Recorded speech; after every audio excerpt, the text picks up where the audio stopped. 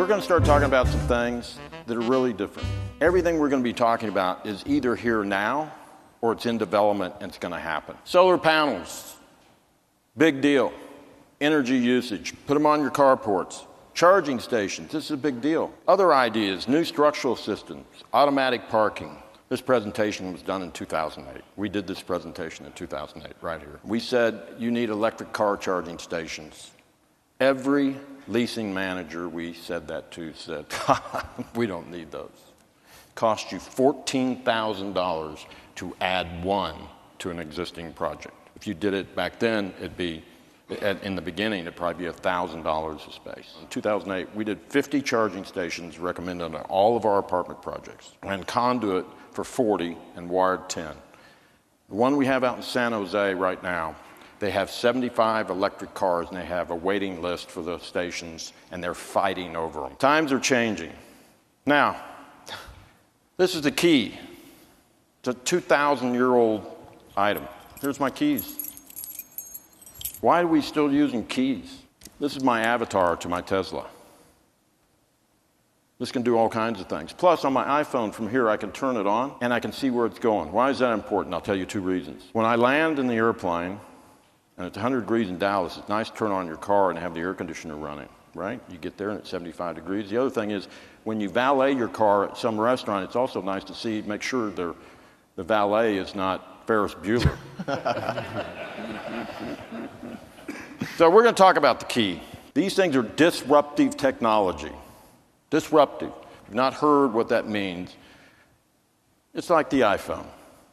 iPhone killed Kodak, killed a lot of mapping systems, even a folding map. You know, this has been going on since the beginning of time. In Boston Harbor at the turn of the century, they had all sailing ships in the harbor. 2 years later, it was all steamships. Disruptive time. So Schindler's automatic access to the building. And the system they've invented is not only they walk up to the front door of their building at night, a young lady, and click, the door unlocks, and she walks into the building. She walks up to the elevator, and it goes ding, and she walks in the elevator. There are no floor buttons. This is technology today. It takes her to her floor. She walks down her hallway. She walks up to her unit, and her door opens, and she walks in. Her boyfriend calls and says, hey, I'd like to come over. She says, fine. And she sends him a passcode. They can come in, and then it'll quit. You know, the future is also about energy usage. California is trying to go zero by 2020. It's like self-sufficient units, and you become a utility if you're an owner. It's not about what you generate, it's about what you use. Everybody's doing electric appliances in all their apartments. So we actually notified all of our offices in the United States, hey, let's start recommending gas cooktops. Our California office said, too late, we're already doing it out here. And so the gas cooktop is much more efficient. We've looked at pricing on it. It's about the same as electric cooktop. The gas companies are dying to get more of your business, and so we're getting rebates from them. Tesla batteries, they've got the technology today. You can buy these. So you can buy however much wattage you want. What's interesting, he's part owner in Solar City, too. So this man knows where he's going with this stuff, right? Can you imagine if you start powering the entire United States and the rest of the world, and you are in competition with a utility company, and you, as an apartment developer or manager, are you're a utility. They have a grid work all across the United States. If you have a mixed-use development, they potentially will give you supercharging stations, because they're trying to create a grid work where you can go in at lunch and eat and power your car up and go on the next 300 miles. We are designing, as we did 8 years ago, charging stations in all of our properties, drone landing stations, because the FAA is about ready to approve this. 7-Eleven, Amazon, Pizza Hut, Domino's, they're all on the list, so it'll come right to your place. You need to think about this. We thought about it. We've got these designs on some of our properties, student housing and market rate. It's not that easy to design a drone landing station. And you're saying, how do we get these packages up to everybody? The technology's here. The machine picks it up and delivers it to your unit. With the systems that are out there, to allow that young lady to come into her apartment building, it would allow this machine to come to her apartment door and drop it off. Of course, she's going to sign a release, and the machine will be able to tell whether she's home or not. So if she's home, it could electronically ring the doorbell. You ready for the future? Hold on. Let's go. So here we have it, the building of the future. You're flying in your unmanned driverless Uber-like drone into your unit. A building that is sustainable, green by definition, collects its own energy, solar, wind, takes care of its own waste, recycles water, grows its own food, and provides all the amenities that you need today. The building that engages the street like it should and provides all the solutions for the driverless Uber-like drop-off areas. You'll be calling your app, the platform will slide down, boom, you park, you walk into your unit. The basic numbers on this, a 70-story building has about 600 units an acre.